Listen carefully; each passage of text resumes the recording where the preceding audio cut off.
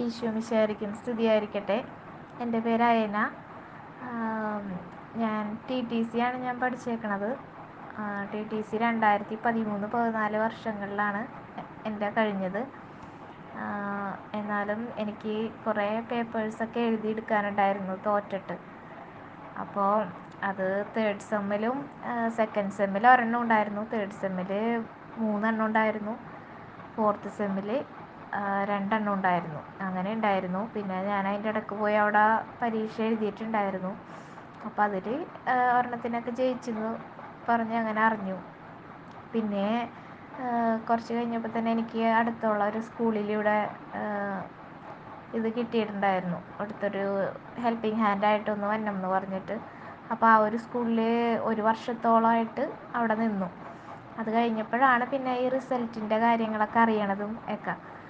അപ്പോൾ അവിടെ നിന്ന് കാരണം പിന്നെ അത് കഴിഞ്ഞിട്ട് എൻ്റെ കല്യാണമായിരുന്നു. പിന്നെ ഞാൻ ഈ കാര്യത്തെക്കുറിച്ച് അങ്ങനെ വിട്ടുപോയി.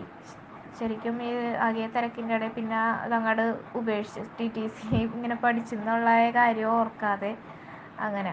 പിന്നെ ഇപ്പം മക്കളൊക്കെ ആയി. അപ്പോൾ അങ്ങനെ പിന്നെ അതിനെക്കുറിച്ചൊന്നും ഇതുണ്ടായിരുന്നില്ല. എല്ലാവരും ചോദിക്കും എന്താണ് പഠിച്ചതെന്ന് ചോദിക്കുമ്പോൾ TTC ആണെന്ന് പറയുമ്പോൾ ഇപ്പോൾ നല്ല അതിന് നല്ല ചാൻസ് ഉണ്ട്, അതെഴുതി ജയിക്കാൻ നോക്കായിരുന്നില്ലേ, പേപ്പറൊക്കെ എഴുതിയെടുക്കായിരുന്നില്ലേ എന്ന് പറഞ്ഞു. അപ്പോൾ ഞാൻ ഈ സർട്ടിഫിക്കറ്റൊക്കെ എടുത്ത് നോക്കിയപ്പോൾ 4 എണ്ണത്തിനാണ് ഞാൻ ഇനി എഴുതാനുള്ളത്, 4 എണ്ണം.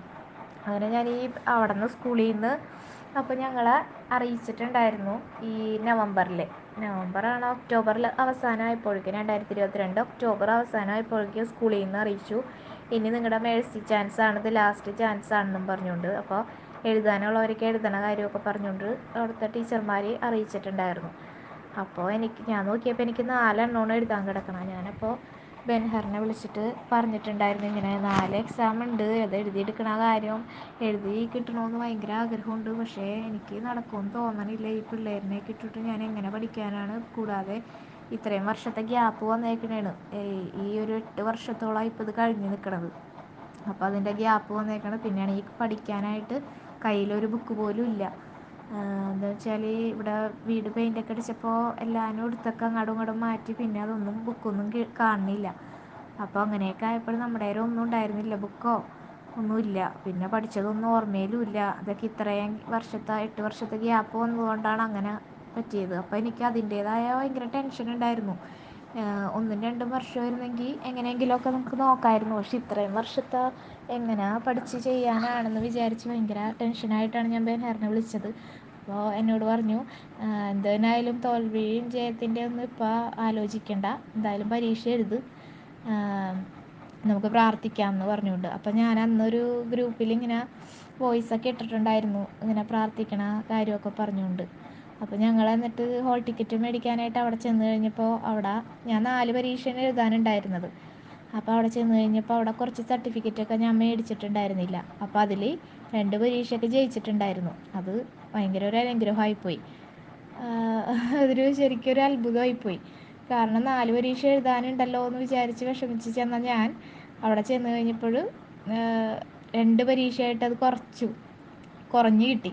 അങ്ങനെ ഒരാശ്വാസത്തിൽ പിന്നെ വീട്ടിൽ വന്ന് പിന്നെ ഈ ഫ്രണ്ട്സ് വാട്സപ്പ് വഴി ഇതൊക്കെ അയച്ചു തന്നു. അങ്ങനെയാണ് ഞാൻ പരീക്ഷ എഴുതിയത്. പരീക്ഷ ഡിസംബറിലായിരുന്നു. ആദ്യത്തെ എക്സാം കുഴപ്പമില്ലായിരുന്നു, നല്ല രീതിയിൽ എഴുതാൻ പറ്റി. രണ്ടാമത്തെ എക്സാം ആയപ്പോൾ ഭയങ്കര ബുദ്ധിമുട്ടായിരുന്നു. സത്യം പറഞ്ഞാൽ ഞാനവിടെ എക്സാം ഹാളിൽ ഇരുന്നിട്ട് കൂട്ടി നോക്കിയിട്ട് നമ്മൾ എഴുതിയത് നമുക്കറിയാൻ പറ്റുമല്ലോ. അപ്പോൾ നോക്കിയപ്പോൾ ശരിക്കും 10, 11, 12 മാർക്ക് കിട്ടണ, അല്ലാതെ 30 മാർക്ക് വേണം ഇതിൽ ജയിക്കണമെങ്കിൽ. അങ്ങനെ അത് 10, 12 മാർക്ക് കൂട്ടിയിട്ട് നോക്കുമ്പോൾ ടോട്ടൽ വന്നതല്ലാതെ ഒന്നും വന്നില്ല. അങ്ങനെ ഞാൻ ഒരുപാട് പ്രാർത്ഥിച്ചു. നിങ്ങളോടും എല്ലാ ഗ്രൂപ്പിലെ മെമ്പേഴ്സിനോടും ബെൻഹറിനോടും എല്ലാവരോടും പ്രാർത്ഥന സഹായം ആവശ്യപ്പെട്ടിട്ടുണ്ടായിരുന്നു. അങ്ങനെ എക്സാം കഴിഞ്ഞു. ഇപ്പോൾ ഇന്നലെയാണ് റിസൾട്ട് വന്നത്. ഞാൻ എഴുതിയ 2 എക്സാമും ഞാൻ പാസ്സായി. ഇത് ഭയങ്കര ഒരു അനുഗ്രഹം തന്നെയാണ്. പ്രാർത്ഥിച്ച എല്ലാവർക്കും ഒത്തിരി നന്ദി പറയണം.